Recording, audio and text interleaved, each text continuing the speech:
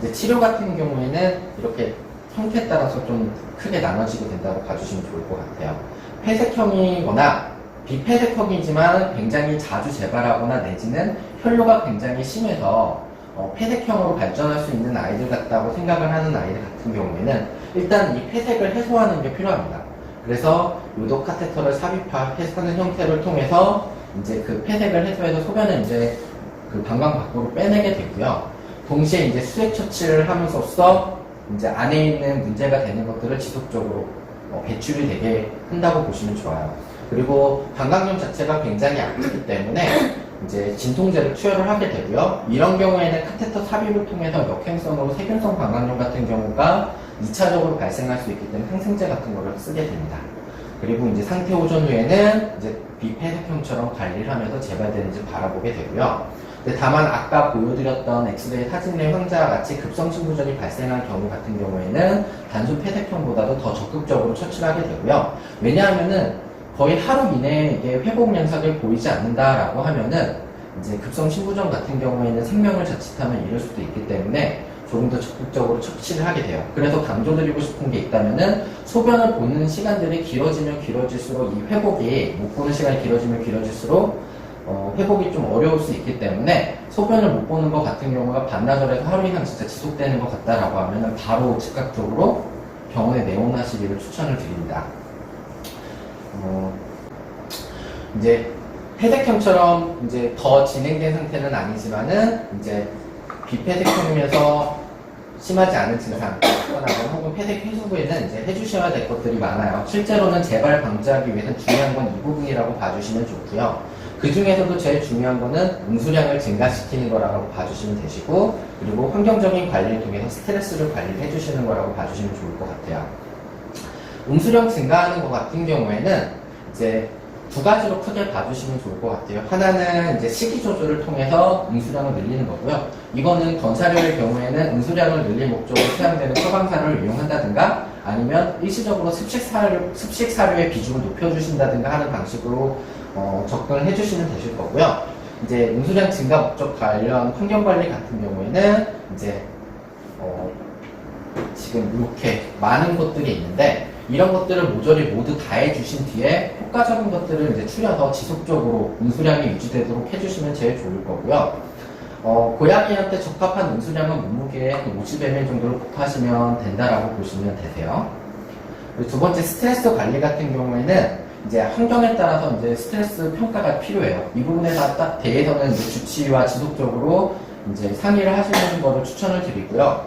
이제 더해서 이제 가장 많이 받는 것들, 화장실 관련해서 아이들이 스트레스를 받는 경우들이 많아요. 추천이 되는 거는 마리수에다 하나 정도 더 두는 것들을 추천을 드리고요. 크기 같은 경우에도 이제 꼬리 길이를 뺀 이제 코부터 꼬리 기시부를 1이라고 했을 때 화장실의 길이는 1.5배, 그리고 옆에 폭 같은 경우는 1배 정도로 생각보다 큰 화장실이 아이들한테 적합하다고 봐주시면 되고요. 모래 종류 같은 경우는 아이들마다 개체차가 있을 수는 있겠습니다만은 대개는 가장 스트레스를 덜 주는 모래 사료 같은 경우는 일반 벤토나이트 응고형 모래라고 봐주시면 돼요.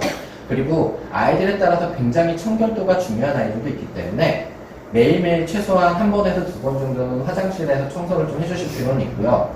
이론상으로는 적어도 2주에 한 번은 통과리가 추천이 돼요. 그리고 2년에서 3년 정도가 지나게 된다라고 하면은 그 일반적으로 화장실의 재질이 플라스틱이기 때문에 냄새가 배서 아이들이 꺼려하는 경우도 있다라고 하거든요. 이 경우를 대비해서 이제 교체가 좀 필요하기도 합니다.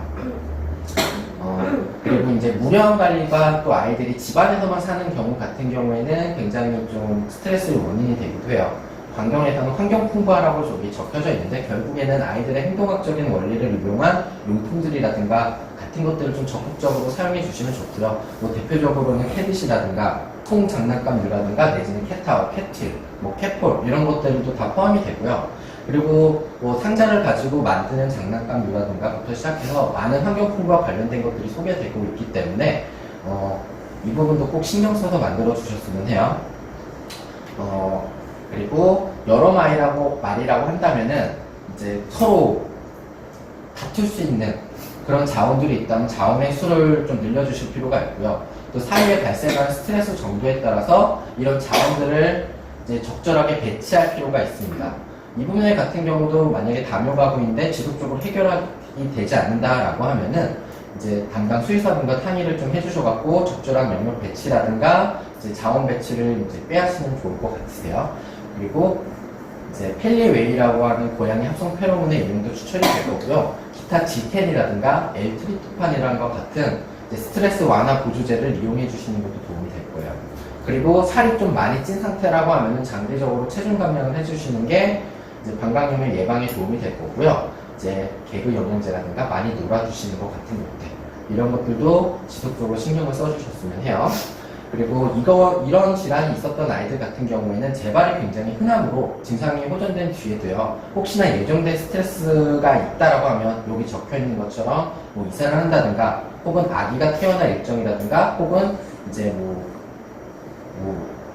이 집에서 예를 들어서 인테리어 공사를 할 예정이라든가 기타 등등으로 스트레스를 받을 만한 이유가 있다라고 하면은 미리부터 관리를 해주실 필요가 있어요. 뭐 예컨대 한 2주 전부터 질캔을 먹여주신다든가 내지는 아이가 소물 장소를 더 많이 만들어 주신다든가 기타 등등의 방식들로 좀 관리를 해주실 필요는 있고요. 경우에 따라서 더 상위 등급의 약물이나 이런 것들이 도움이 된다라고 한다면은 이 부분에 대해서도 수의사와 상의를 하실 필요가 있으세요. 고양이 특발성 방광염에서 제가 강조드리고 싶은 거는 이 부분인 것 같아요. 재발이 굉장히 매우 흔한 질환이기 때문에요. 한번 발생하고 그게 호전이 되었다라고 해서 치료가 종료된다고 보시기보다는 지속적으로 가정을 해서 관리를 해주셔야 되시고요. 그 부분에 제일 중요한 거는 음수량의 유지와 환경 개선이라고 봐주시면 좋을 것 같아요. 실제로 이런 재발이 많은 아이들 같은 경우에 습식사료 위주의 이제 식이 조절만으로도 재발률을 현저하게 낮춘다는 논문 보고들이 많이 있거든요.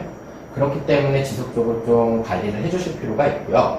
그리고 아이들의 성격에 따라서도 방광염이 발생하는 이제 빈도라든가 비율이라든가 확률이 좀 다르다고 표현하는 논문들도 있어요. 그렇기 때문에 이제 관련한 스트레스 관련하고 관련한 환경 개선들도 충분히 계속 챙겨주셨으면 하고요. 한번 발생했다라고 하면은 그걸로 이제 멈추시는 게 아니라 이제 주기적으로 방광이랑 소변 상태들을 체크해 주시면서 증상이 나타나기 전에 이제 악화되는 정도를 평가를 받는 것도 중요하다고 보시면 됩니다.